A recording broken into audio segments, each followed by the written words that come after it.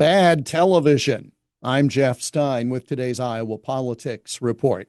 The changing media landscape claimed another victim last week. CBS and its parent company, Paramount, announced they were getting out of the late-night programming business, ending The Late Show in May of next year.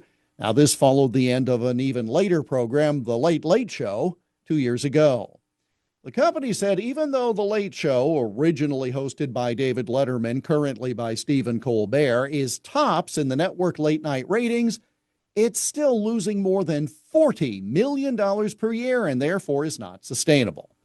Instead of pulling the plug right now, they're giving the show a final broadcast season, turning off the lights at the Ed Sullivan Theater in New York for the final time next May. The outcry from those on the political left, however, has been deafening. Seeing one of these institutions leave the air is nothing to celebrate. After all, it's another sign of network television's declining influence on our viewing. But the outcry is different than that.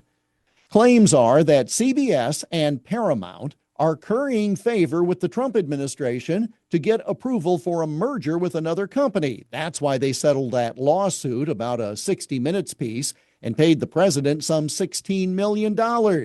These folks say since Colbert has been a nightly thorn in Trump's side, dumping his show is another way to make sure that business deal goes through. Now, I'd buy that line if they canceled the show right now.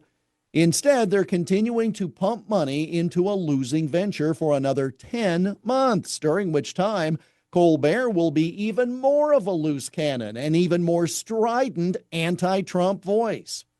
If you're trying to pay off the administration, why would you leave one of its loudest critical voices on the air, much less make it must-watch viewing for a final season?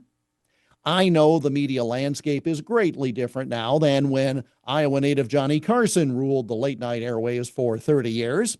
Carson deliberately was not political on the show, something Letterman followed. Each was on the air for some 30 years.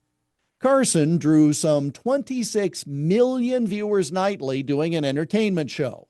Now, all three network shows with a decidedly liberal political bent combined barely draw 5 million. Again, it's a different media world, but 26 million for one show versus 5 million for three shows suggests that The Late Show and its brethren with declining viewership just might not be serving the audience. And there's nothing sinister about a business move in that light. And that's the Iowa Politics Report for Tuesday, July 22 on Twitter, Instagram, Getter, Threads, and Truth Social at Iowa Politics. I'm Jeff Stein on News Talk 1540 KXEL.